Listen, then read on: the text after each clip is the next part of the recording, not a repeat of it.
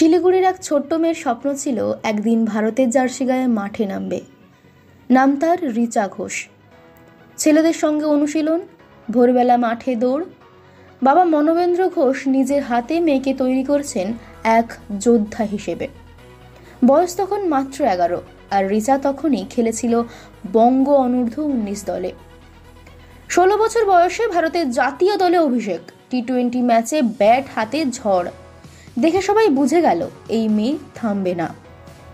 রিচার জীবন মানেই অনুশাসন, কঠোর পরিশ্রম আর আত্মবিশ্বাস।